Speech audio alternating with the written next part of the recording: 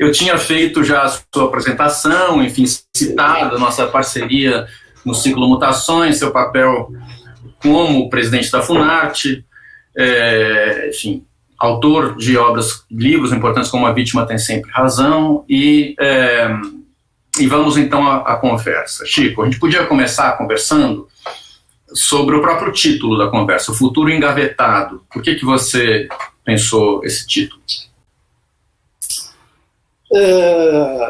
Eu quis, antes de mais nada, fazer uma homenagem ao presidente Bolsonaro, evocando uma metáfora automobilística, como acho que ele gosta, né? Cada um com o seu inconsciente, né?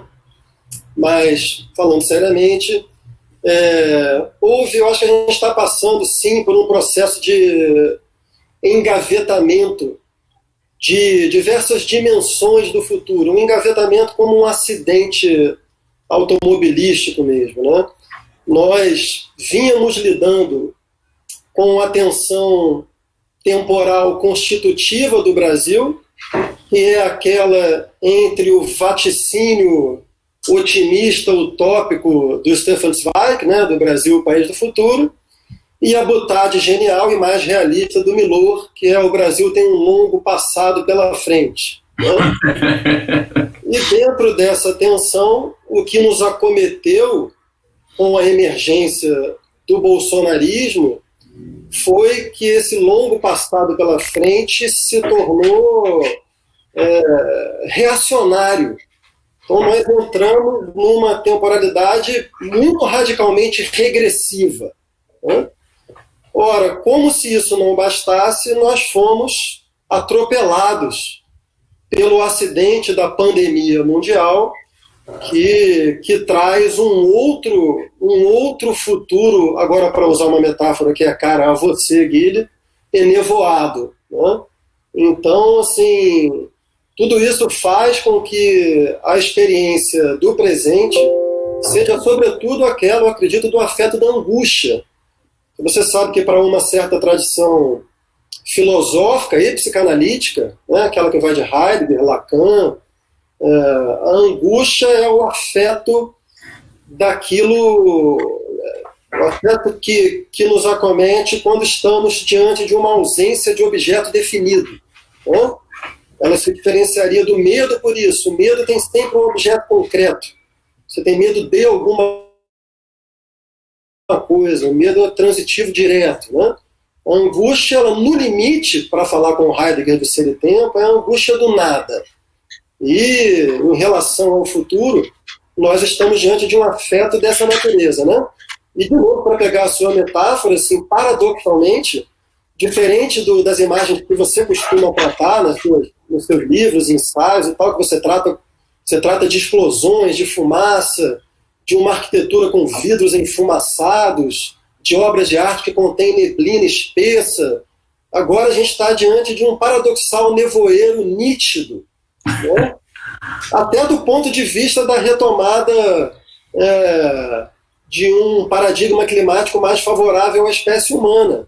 Pela primeira vez, os Himalaias são vistos em determinadas cidades da Índia, onde, aliás, passeiam elefantes, né? Pumas habitam Santiago, a capital do Chile. A poluição na China nunca foi tão baixa, e, no entanto, nós não estamos vendo nada sobre o futuro. Né? um nevoeiro nítido, né? Essa sua imagem é interessante no diálogo justamente com essas ideias. Você acha que, enfim, a gente indicou para a leitura dos alunos da Escola da Cidade, como acompanhamento dessa conversa, o texto do Jean-Luc Nancy chamado Comunovírus, né, que traz uma perspectiva de se comunizar a nós todos através da emergência dessa pandemia. Né? Você quer comentar um pouco o raciocínio que você desenvolveu a partir dessa ideia? Quero. Antes disso, Guilherme, eu vi algumas pessoas aqui embaixo comentando, entre elas a minha amiga Joana Braga, dizendo que tem muita gente esperando por nós no YouTube Então, não sei se está tendo algum problema no YouTube, mas avisar a parte técnica que se não estivermos conseguindo transmitir pelo YouTube, se eles conseguirem pelo menos colocar uma informação para quem tiver Instagram, para migrar para o Instagram. Tá? Isso, tá, exatamente. Então vamos lá. Vamos lá. Eu peço licença.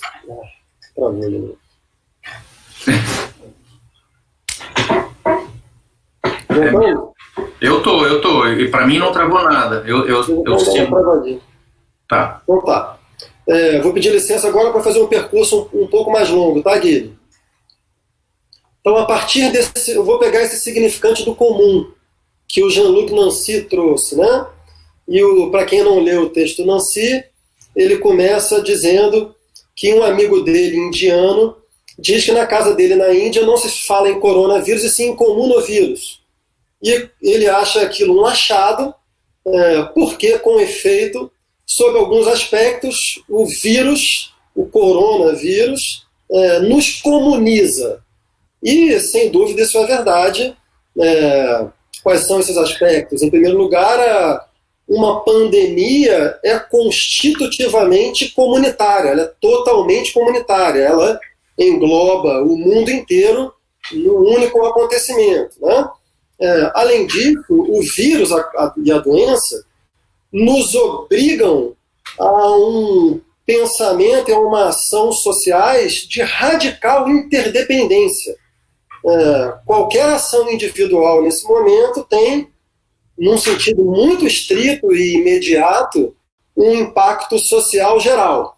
Então, sob esse e outros aspectos, um aspecto econômico também, né? Um paradoxo interessante desse momento é que o presidente mais conservador dos Estados Unidos dos últimos tempos se tornou uma espécie de novo Roosevelt, né? Foi obrigado a fazer uma espécie de keynesianismo, de circunstância. E até o Paulo Guedes, essa curiosa mistura de Arquimedes com Rubens Barrichello, não é exagero dizer que terá sido o último liberal a se converter, mas acabou se convertendo esse keynesianismo de circunstância. Então, sobre todos esses aspectos, o vírus efetivamente nos comuniza, né? Sob outros aspectos, entretanto, o vírus não nos comuniza. Porque se o vírus é uma realidade científica, objetiva, material, logo constante, os seus efeitos, entretanto, eles variam de acordo com as características que são singulares, logo incomuns, de cada sociedade que ele infecta. Então, nesse sentido, o modo como a doença tem impactado os diferentes países está relacionado com as características culturais desses países, com a capacidade de resposta institucional desses países e com características sociais desses países, né? Ok. Tudo isso é mais claro e evidente. O que me interessa discutir é um outro sentido desse significante comum. O Nancy, quando trata desse significante comum, nesse texto Comunovírus, ele está se inscrevendo numa tradição marxiana, dentro da qual o comum é pensado como uma mentalidade, uma prática socializantes, coletivistas, certo? Entretanto, há toda uma outra tradição, toda uma outra maneira, todo um outro sentido de se pensar esse significante comum. Há várias maneiras de a gente abordar essa diferença. Eu escolheria aqui começar pela tipologia da sociologia clássica, ali do final do século XIX, começo do século XX, um debate ali que envolveu Max Weber, Durkheim, e começa com um sociólogo chamado Ferdinand Tönnies, um alemão, que, até onde eu sei, primeiramente propôs os conceitos de Gemeinschaft e Gesellschaft. Gemeinschaft, comunidade; Gesellschaft, sociedade. Ora, comunidade, nesse sentido, diz respeito a organizações sociais pré-modernas, tradicionais, onde os vínculos comunitários se dão a partir de laços de transmissão de comportamentos absolutamente normativos, né? Todo o mundo pré-moderno, como a gente o conhece, que no limite é o mundo da religião, é o mundo de valores eternos, imutáveis, sem mobilidade de classe, né?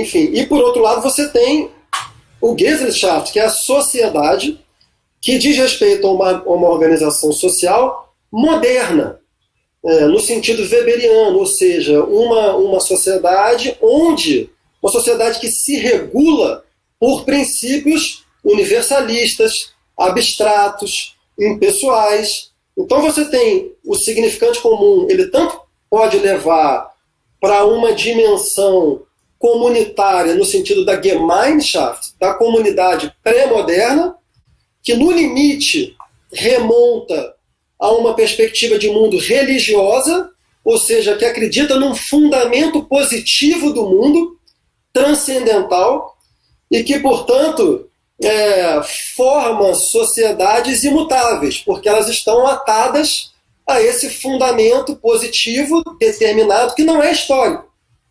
Portanto, as formas têm que ser todas fixas, as formas de quaisquer ordens, né?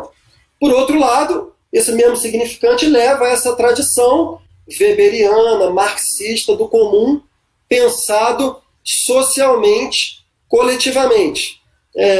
Uma outra maneira de pensar isso é a diferença entre Estado e nação, né? De novo, nação está dentro desse paradigma comunitário pré-moderno. Nação, numa outra definição também clássica, seria uma comunidade imaginada. É uma comunidade de valores, né? Por que isso está muito próximo do nacionalismo? Porque o nacionalismo é sempre a produção de uma determinada maioria social que imagina uma certa comunidade de valores, geralmente ligada a uma visão religiosa, porque é uma comunidade tradicional. Enquanto que o Estado é uma comunidade não de valores imaginados por uma determinada minoria, com todo o potencial excludente que isso implica, mas sim o Estado é uma comunidade de deveres e direitos, né? De novo, regulados por princípios impessoais, abstratos e universalistas. Está me acompanhando, Guilherme? Sim. Está ótimo. Siga. É curioso que os dois sentidos do significante estão presentes na etimologia da palavra comunidade. Comum vem de cum munus, né? Esse munus, em latim, significa dever, obrigação, tributo. Então, num primeiro sentido, esse munus significa quem faz parte de uma comunidade o faz por ser obrigado a pagar, a ter um vínculo de direito e dever com uma comunidade. Tá? Então, nesse sentido, a gente volta ao paradigma do Estado, da perspectiva social, etc. Mas um dos sentidos de munus é também oferenda, graça e até exéquias funerárias. Voltamos ao campo da religião. Então, na própria etimologia, o significante munus abre para esses dois sentidos diversos de comum. Por que eu falei tudo isso? Para fechar o percurso, né? Acho que um dos desafios do Brasil nesse momento, o grande desafio talvez, é que nós estamos diante de uma dupla tarefa. E de uma tarefa paradoxal, porque de um lado nós temos que nos comunizar. Nós estamos diante de um processo que veio desde 2013 e que, por uma série de solavancos já muito bem estudados, né, veio desembocar nesse complexo cognitivo, afetivo, imaginário que é o bolsonarismo, que é um complexo dificílimo de desarmar e que envolve uma dimensão liberal, neoliberal, se quiser, de um lado, né? Mas também hipercomunitária, no sentido do que eu falei pré-moderno, ligado à tradição, à religião, a uma comunidade imaginada por minoria, por maiorias supremacistas, tradicionalistas. Então nós temos, de um lado, a hiperinflação do comum nesse sentido. Então nós temos, ao mesmo tempo que nos comunizar no sentido de um pensamento ressocializante, que compreenda novamente o papel do Estado, a sua função, mas, ao mesmo tempo, nós temos que nos descomunizar, no sentido de desativar um dispositivo afetivo, cognitivo, imaginário, que é hipercomunitário. Então, é uma dupla e paradoxal tarefa. Bom, muito interessante e paradoxal e contraditório imaginar esse duplo andamento que você está descrevendo, né? Mas justamente alguma coisa dessa natureza que pode iluminar um cenário tão difícil de decifrar como o nosso, mesmo no Brasil atual. Tentando me aproximar um pouco dos argumentos que você está trazendo, e lembrando, né, acho que o nazismo, justamente na Alemanha, mobilizou muito essa categoria do Gemeinschaft, sobretudo, não é? Essa tentativa, essa idealização de uma espécie de passado nacionalista na Floresta Negra, comunitário pequeno, né? No entanto, através da técnica moderna, né, usando as armas de destruição em massa. Quer dizer, o exército alemão ele era detentor da técnica moderna, tentando restaurar um mundo não moderno, né? Para nós, você acha que, em que medida, porque tem se falado muito do fascismo bolsonarista, né? Em que medida você acha possível usar essa expressão, no nosso caso aqui, em relação a essa questão do comunizar-se, como você está colocando? Como todo mundo sabe, fascismo virou um termo de uso corriqueiro na nossa política, num sentido que a gente poderia chamar de extenso, né? Não no sentido estrito de determinadas formações sociopolíticas, como aconteceu nos anos 20 e 30 na Europa, mas no sentido de uma espécie de estrutura mental autoritária que germina na sociedade e contamina as instituições, ou vice-versa, não necessariamente nessa ordem, né? Então, nesse sentido extenso, me parece sim pertinente falar de um fascismo espraiado pela experiência social e política brasileiras. Eu queria aproveitar a sua referência, Guilherme, ao nazismo e à Alemanha dos anos 30 para dizer o seguinte: você sabe que muitas vezes me perguntam, me pedem uma sugestão de livros, ou de um livro, para ajudar a compreender a experiência brasileira contemporânea, né? Você sabe que o livro que eu mais costumo recomendar não é nem brasileiro e nem contemporâneo. É o livro do Karl Jaspers, que foi publicado no Brasil até pela Todavia, e que na edição brasileira se chama A Questão da Culpa. E justamente o que o Jaspers escreve ali, no meio dos tribunais de Nuremberg, né?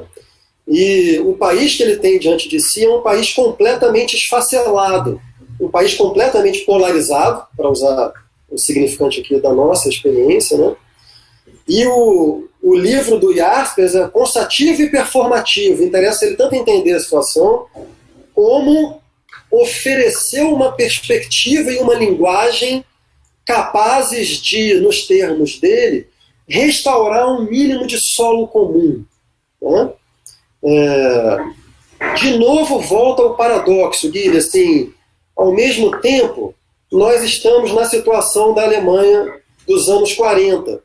Nós podemos dizer, como disse o Jaspers, então, que comum entre nós é apenas a ausência de comunidade. Em que sentido? A emergência do bolsonarismo, ela cavou um fosso de possibilidade de comunicação entre mentalidades diversas, que já não têm mais fundamentos mínimos que possam aproximá-las. E quando eu falo de fundamentos mínimos, eu não me refiro ao campo argumentativo. Eu estou dizendo assim, valores e princípios que são fundamentais à modernidade, à ciência, à racionalidade, à confiança num princípio liberal que é o da sociedade aberta, argumentativa. Né? Tudo isso nós perdemos. O bolsonarismo é um fenômeno muito mais religioso do que político, enquanto maneira de pensar e de produzir um comportamento dogmático e de massa. Né? Ele tem muito mais a ver com as estruturas de pensamento, de afeto, de pertencimento, portanto de imaginário, monoteístas, do que com a experiência liberal, social, democrata, moderna. Né? Então, em primeiro lugar, assim, como fazer para restaurar um denominador comum mínimo que volte a fazer com que tenhamos algum solo comum para poder nos tirar desse buraco. Né? Mas, por outro lado, de novo, comunidade é um significante perigosíssimo. E é preciso estar muito atento a isso, porque nós estamos nos debatendo com a ambiguidade desse significante.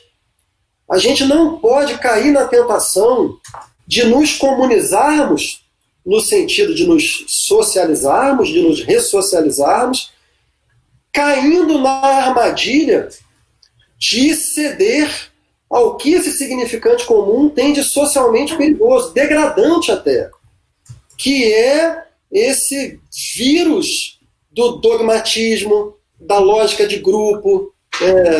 O Jaspers fala, Guilherme, fala que uma característica fundamental do nazismo foi o pensamento por coletivos, foi a elisão completa do indivíduo.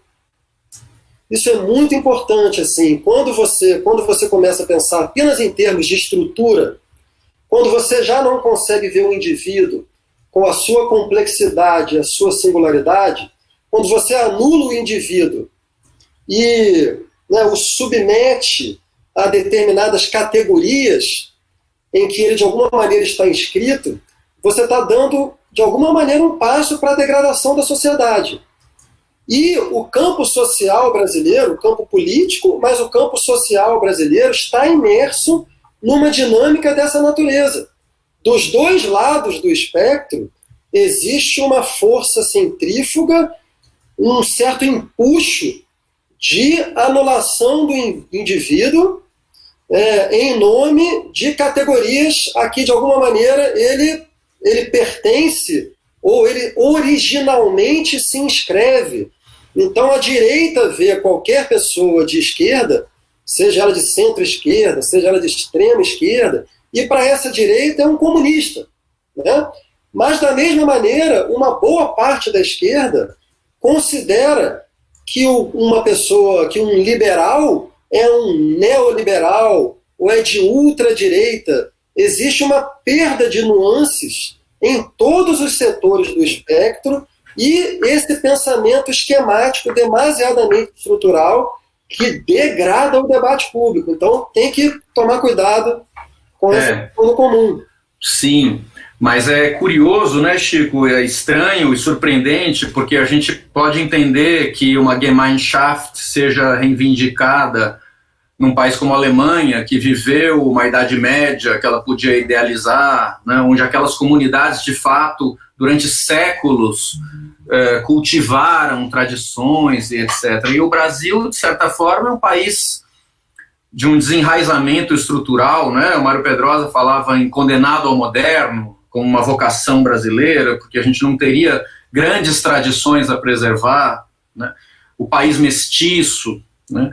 Quer dizer, tem aí um grande enigma para nós, que é imaginar como é que o Brasil justamente pôde cair num nacionalismo de comunidade, num discurso que supõe um passado muito forte, né? Esse passado, agora já não sei mais se a gente estava falando do passado na Butade que você contou antes da live ou não, você podia relembrá-la agora então para nós ao falar desse passado do Brasil. Mas enfim, esse paradoxo, né, entre um país desenraizado, aparentemente vocacionado ao moderno, a mistura, e, no entanto, isso que se mostra agora.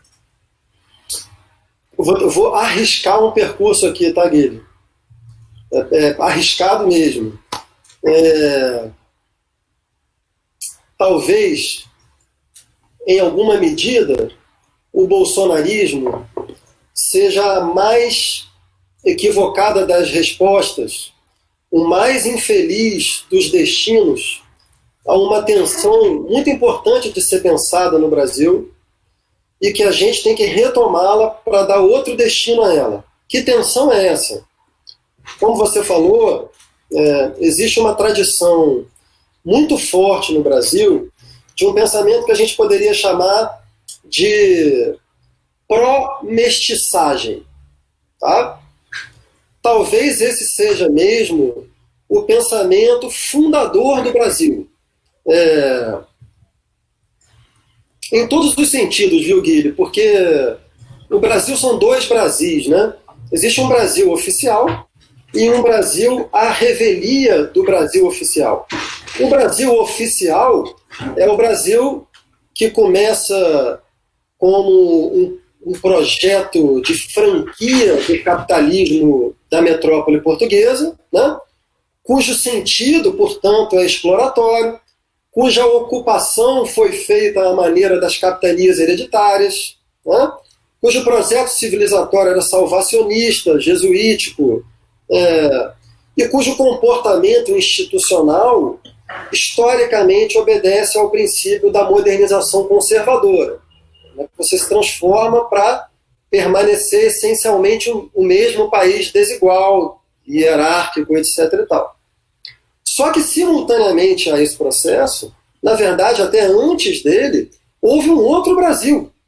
Houve um Brasil espontâneo, que começa com os náufragos degredados portugueses sendo arremessados na costa da Bahia, né?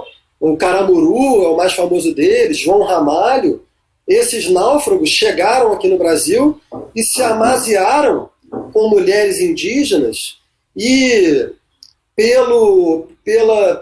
pela ferramenta de parentesco indígena chamada de cunhadismo, né, por meio da qual as sociedades indígenas traziam para si estrangeiros que se tornavam aliados afetivos e políticos, né, foi se formando aí, por meio desse processo de cunhadismo, uma mestiçagem espontânea e livre, tanto quanto naquela estrutura alguma coisa poderia ser espontânea e livre, né?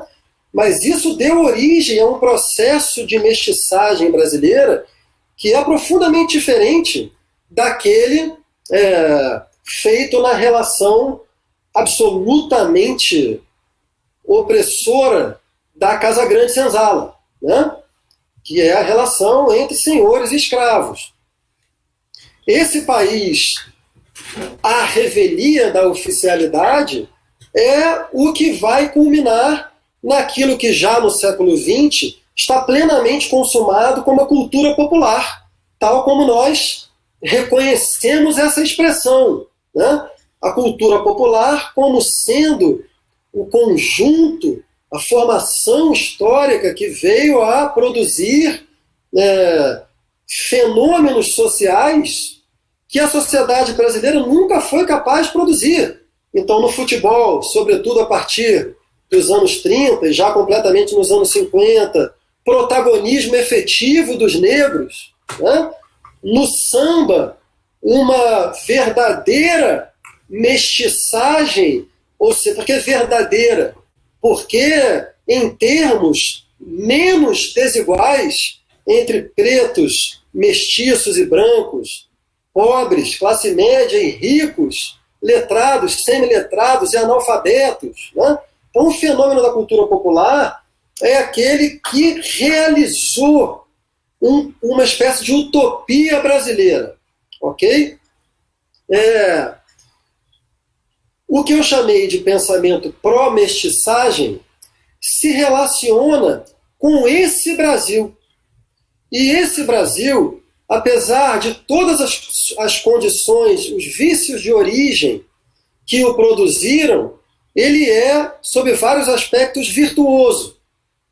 Então, eu diria que a tradição pró-mestiçagem, que vai desde José Bonifácio, passando por poetas e romancistas do Segundo Reinado, pelo modernismo, por Gilberto Freire, até chegar a Caetano Veloso, mais recentemente, acho que hoje em dia Antônio Risério talvez seja o maior defensor dessa tradição, né? Eu diria que essa tradição pró-mestiçagem, ela pensa a mestiçagem no Brasil como alguns pensadores pensam a modernidade. Uma mestiçagem incompleta. No mesmo sentido que a gente fala de uma modernidade incompleta. Tá? Ou seja, pensam o Brasil como um país que tem bases mestiças que poderiam, se devidamente radicalizadas, né, poderiam combater o racismo estrutural do país, as desigualdades de gênero, as desigualdades sociais, de classe, etc. E tal. Então, tem uma tradição pró-mestiçagem, que acredita nisso. Ok? O que acontece? Essa tradição pró-mestiçagem, ela sofreu levas sucessivas de críticas sistemáticas, né? Todas elas, em larga medida, muito pertinentes. Então, a história da fundação da USP se confunde. O primeiro grande movimento propriamente brasileiro, original, que veio da USP, foi uma crítica sistemática a essa tradição, né? Com Florestan Fernandes, Fernando Henrique, Ottaviani, isso se desdobraria no Roberto Schwartz, né? É curioso que para pegar um conceito importante da nossa experiência contemporânea, essa verdadeira mudança de paradigma da interpretação do Brasil, ela está associada a uma mudança de lugar de fala, né? Como dizia o historiador Carlos Guilherme Mota, até essa geração da USP dos anos 50, a interpretação do Brasil era uma espécie de prerrogativa estamental. A imensa maioria dos intérpretes clássicos do Brasil, assim, né, Nabuco, Gilberto Freire, Paulo Prado, etc., eram pessoas que vinham de estratos sociais muito altos, né?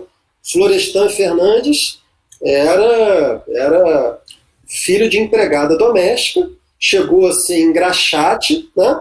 E, salvo engano, seus estudos foram pagos pelo patrão da sua mãe.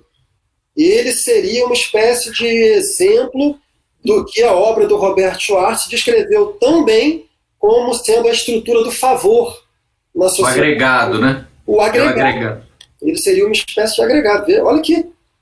Olha que quantidade de sentidos assim, tão ricos na experiência brasileira. Pois bem, a tradição pró-mestiçagem continuaria a sofrer uma série de ataques. Eu diria que o mais importante deles nem vem de nenhum desses pensadores da USP que eu citei. Eu diria que o mais importante deles vem da obra do Abdias de Nascimento. Eu acho que, por exemplo, o genocídio do negro brasileiro é a grande nêmesis de Casagrande e Senzala. Tudo que Casagrande e Senzala procura integrar, o livro do Abdias desintegra. E, a meu ver, esses argumentos do Abdias assim, são absolutamente irrefutáveis, né? E é o Abdias, assim, talvez o ponto de irradiação maior daquilo que viria a ser a luta dos movimentos negros contemporâneos, né? A obra do Abdias, ela disparou esses círculos concêntricos que viriam a chegar até nós, criticando de uma maneira muito contundente, de novo, a tradição pró-mestiçagem. Então nós temos no Brasil assim, duas grandes narrativas de interpretação e de projeto civilizatório. Uma pró-mestiçagem, e aí assim, em prol da honestidade, da complexidade, assim, eu gostaria de dizer que eu acho equivocado assim, olhar para esses pensadores pró-mestiçagem como se eles fossem ingênuos, como se eles não reconhecessem o trauma absurdo da escravidão e a perpetuação desse trauma na experiência contemporânea. Não é disso que se trata. Eles têm uma diferente estratégia para combater os efeitos das mazelas estruturais do Brasil. E de outro lado você tem uma tradição anti-mestiçagem, que é essa que vai desde a USP até o que se chama de movimentos identitários contemporâneos. Grosso modo, essas são as duas posições fundamentais relativamente a esse problema. Tem outras. Se quiser, a gente pode complexificar. Sim. Mas, só para terminar, essas duas posições, Guilherme, elas geraram uma tensão muito forte nos últimos anos no Brasil. Muito forte. E o meu desejo e a minha atuação pública nos últimos anos vem sendo no sentido de tentar pensar o que poderia ser uma espécie de síntese entre essas duas posições.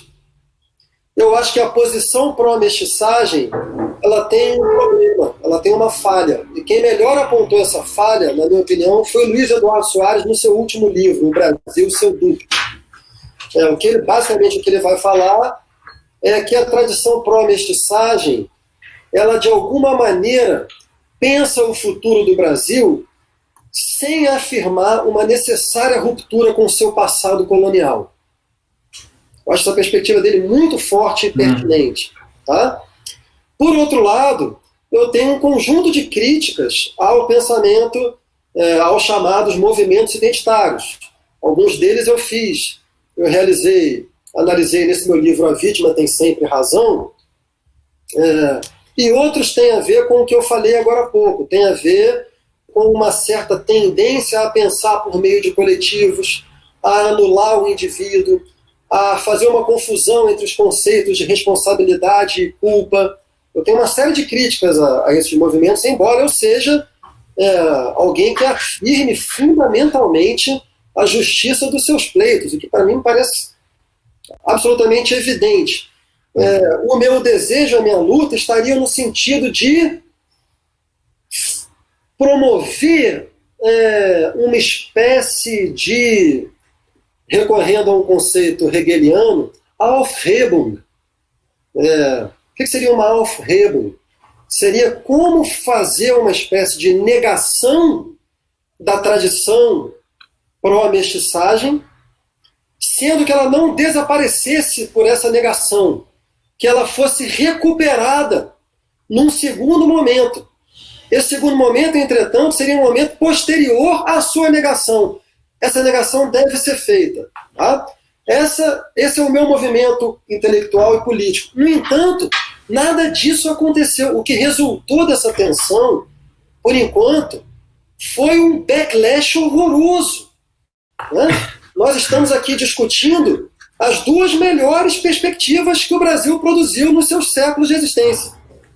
Tá? E o que veio foi uma terceira margem absolutamente regressiva, reacionária, que não se relaciona nem com uma, nem com outra perspectiva, negando as duas ao mesmo tempo. É aí que nós vamos parar, né? Exato, exatamente.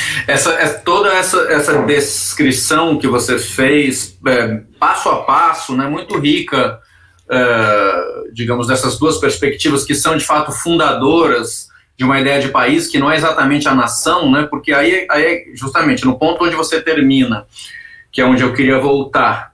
Que nação é essa, né? Que ideia de nacionalismo pode ser esse que é buscado por esse neofascismo brasileiro, totalmente ao largo dessas duas posições que você descreveu agora, em nome de qual fundamento cultural ou histórico, né? Porque é um pouco isso que me assusta, né? No sentido de que a gente não tende a identificar o Brasil com um país onde esse passado chamasse para alguma restauração, a não ser que seja simplesmente um moralismo religioso, de fato, um fundamentalismo de fundo eminentemente religioso, e isso se explica por si mesmo. Antes de te passar a palavra em relação a isso, eu queria lembrar brevemente, porque isso também nos concerne e toca nesse ponto. Você há de se lembrar, assim como eu me lembro, que no show Circulador do Caetano Veloso, em 1992, portanto há muito tempo atrás, que era um show muito significativo, porque naquele show ele fazia 50 anos e o Tropicalismo fazia 25 anos, e ele fazia todo um pronunciamento sobre o exílio que ele nunca tinha feito, né? E antes de cantar Debaixo dos Caracóis, do Roberto Carlos, que é uma canção que até então a maioria das pessoas não sabia que tinha sido feita para ele, pensava que era uma música de amor, né? Ele contava a história do que se passou em Londres e falava sobre a experiência do exílio duramente, né? E dizia que a dor que ele sentia no exílio, ela estava ligada ao fato de perceber que a ditadura não era a manifestação de uma coisa extraterrestre que se abateu sobre o país, como muita gente pensava na esquerda, e sim, a ditadura representava o ser profundo do Brasil. Né? Para mim, eu me lembro que eu vi isso em 92, era surpreendente, porque aquilo, eu ouvia falar, tá bom, que ele lá nos anos 60, 70, já em Londres, sentisse isso, ok, né? Mas isso não nos fala mais aos nossos corações, à nossa realidade. Esse ser profundo passou, né? E, no entanto, nós vemos também o como não passou, o quão profundo ele é, né? Então, é um pouco em torno disso que o nosso espanto gira, né? Que eu queria te ouvir um pouco mais. Chega a doer falar do Caetano nesse momento, né? Assim, porque são os caras que melhor sonharam o Brasil, né, Guilherme? Assim, como é que a gente está distante disso, né? Assim, virou um pesadelo, e eu queria me relacionar com a sua questão por dois caminhos, tá? O primeiro é que o nacionalismo desse projeto bolsonarista é o que a gente poderia chamar é um oxímoron, mas é um nacionalismo alienado. Não é a primeira vez que isso acontece na história do Brasil, tivemos outros episódios de nacionalismo alienado, mas nesse caso, aproveitando o clima caetaniano, né, para essa gente, Bolsonaro e os seus ideólogos, Olavo de Carvalho, o seu capacho Ernesto Araújo, nada de axé, dodô e curuzu. O verdadeiro Brasil é a América do Norte. Né? O nacionalismo deles, curiosamente, remonta a uma origem portuguesa que, por sua vez, está ancorada na tradição cristã. O nacionalismo deles, no limite, é o cristianismo. É um nacionalismo de ordem religiosa, fundamentalista mesmo. É isso o nacionalismo deles. Não tem nada a ver com tudo que a gente conversou aqui. Não tem nada a ver com toda a experiência histórica do Brasil que se construiu aqui como cultura singular. Não esquece esse mundo. Né? Mas eu queria também retomar a fala do Caetano, porque, como você sugere, assim, ela volta a ter uma força de verdade enorme. E em que sentido? Eu acho que esse processo, Guilherme, a formação do bolsonarismo, em sentido que a gente poderia chamar de sentido extenso, tá? Ela é muito longa, ela já tem décadas, ela veio se formando desde os anos 60, 70. De que maneira? O ex-presidente dos Estados Unidos, Richard Nixon, cunhou uma conhecida expressão, que tem a ver com isso que o Caetano falou, que é a expressão silent majority. Né? E o que essa expressão designava? Que maioria silenciosa era essa? Né? O Nixon, de alguma maneira, percebeu que o que tinha havido nos anos 60, no Ocidente democrático moderno, em alguns lugares mais, outros menos, mas de uma maneira geral, tinha sido a conquista da hegemonia cultural por um certo setor social, liberal progressista. Tá? Então, o que aconteceu foi um determinado grupo social de classe, tá? Conquistou uma hegemonia cultural, e essa hegemonia cultural, a partir dos anos 70, ela foi se estabelecendo, se consolidando, se expandindo progressivamente. Essa hegemonia cultural, eu e você somos inteiramente a favor dela. Né? Ela é hegemonia liberal no sentido do comportamento. Ela é a tradução do pensamento universalista, de defesa dos direitos individuais, de defesa dos direitos de minorias, né? do princípio do John Stuart Mill de que os direitos de um sujeito, sua liberdade, ela só termina no momento que começa a liberdade alheia, enfim. Né? Só que houve toda uma maioria, naquele momento silenciosa, que não concordava com isso.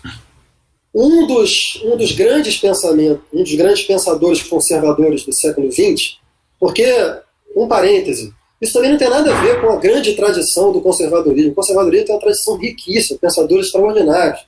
O maior deles, para mim, no século XX, é o filósofo inglês Michael Oakeshott. E o Oakeshott tem um ensaio belíssimo sobre a modernidade e a antimodernidade. Ele refaz o percurso de emergência da modernidade e mostra como é que, praticamente simultaneamente, a modernidade emerge um pensamento antimoderno. Um dos principais pensadores antimodernos é o alemão Herder, que é o precursor do comunitarismo nacionalista. Né? Segundo. Deixa eu aproveitar a sua pausa, só fazer uma observação de caráter geral aqui, que é o seguinte. Nós estamos próximos do encerramento do tempo da nossa live. Eu não sei se ela vai dar um chorinho para a gente, porque como a gente teve aquele problema inicial, eu torço para que a gente ganhe, né, uns descontos, que o juiz deixe um tanto de descontos no final. Se não deixar, de repente a gente vai cair. Normalmente eu já vou encerrando para terminar, mas a conversa aqui tem tanto assunto e tem essa esperança do chorinho que eu vou deixar rolar. E se cair, fica assim. Seremos regulados. Né? Fiquem todos sabendo que vai ficar salvo na live da Escola da Cidade por 24 horas, as pessoas vai estar gravado, podem assistir. Então continue, Chico. Vou tentar terminar meu argumento muito rapidamente. As maiorias silenciosas estão fomentando um ódio contra os setores progressistas liberais. Esse ódio, finalmente, teve a oportunidade de se traduzir em ação política, o que aconteceu nos últimos anos no Brasil, a partir de 2013, por uma série de razões que a gente não vai poder conversar aqui. Tudo isso para dizer que o fenômeno do bolsonarismo, ele é alguma coisa que está sendo gestado há muito tempo. Então, assim, isso que a gente vê nas manifestações no varejo aqui das redes sociais é só a ponta de um iceberg histórico que é muito profundo. Só isso é o argumento. Então, o Caetano tem razão. Sim, bom, é uma pena a gente não ter tempo para poder desenvolver isso em relação a junho de 2013, porque esse é um assunto fundamental. Você não só escreveu sobre o assunto, como fez um filme documentário também, né, sobre isso. De qualquer maneira, contando com esse chorinho que nós temos ainda um pouco aí, essa é uma questão que me fica muito, porque em grande medida, né, eu atuei muito no campo, tenho atuado no campo da reflexão sobre o urbano. Junho de 2013 tem um papel fundamental, além da política, tem um papel fundamental na expressão dos corpos na cidade, né, e desejos, que uma caixa de Pandora destapada, né, que muito múltiplos que apareceram ali, e toda a regressão política que o Brasil viveu em seguida, né, nos coloca um pouco uma questão de fundo, que é: será que essa regressão política ela é uma reação a junho de 2013 ou ela é uma continuidade em relação ao que foi descortinado ali? Evidentemente, eu acho que a resposta não é nenhum nem outro, é uma combinação entre as duas coisas, mas o aspecto de reação, eu acho que é algo bastante notável, no sentido de que havia ali pautas de liberdade dos gêneros, das individualidades, dos corpos nus, muitas vezes, e que incomodaram de uma maneira talvez agressiva demais essa maioria silenciosa que estava fomentando o seu ódio há tanto tempo, não acha? Acho. Eu tô com muito medo de começar um raciocínio e ser decapitado a qualquer momento. Então eu vou responder como uma espécie de... Quase um koan, isso. Eu acho que junho nem pode ser exclusivamente pensado a partir do que aconteceu ao Brasil depois dele, e nem pode ser exclusivamente pensado sem levar em conta o que efetivamente aconteceu depois dele. Muito bem. Então, ótimo. Acho que essa resposta é econômica, mas, no entanto, bastante indicativa de um pensamento. Conta pra gente, para encerrar, o título do seu filme feito junto com o Raul Mourão, e que fica, então, para as pessoas procurarem também, poderem assistir. Isso. É um documentário que se chama O Mês que Não Terminou. Passou em alguns festivais, no Festival do Rio, de São Paulo, de Brasília, e vai estrear em junho no canal Curta, que foi quem encomendou o filme na origem. O filme nasceu, na verdade, de um artigo que eu escrevi para a Ilustríssima. Eu recebi o convite para transformá-lo em um documentário e convidei o Raul Mourão para dirigir comigo. Maravilha, vai estrear em junho, então é muito significativo isso. Não é? Chico, muito obrigado, uma maravilha poder desenvolver essas conversas que a gente tem tido ao longo do tempo aqui publicamente, e eu te agradeço. A gente volta a se encontrar em novas ocasiões. Eu queria anunciar para todos que a conversa dessa live do Seminário da Escola da Cidade, na semana que vem, na quarta-feira, é com o Fernando Haddad. Então todos voltem aqui e estaremos de volta. Abraço, Chico. Inclusive eu voltarei. Queria te agradecer também, Guilherme. Sempre um prazer enorme conversar com você. Nós somos amigos, eu tenho uma profunda admiração e estima por você, então conte sempre comigo.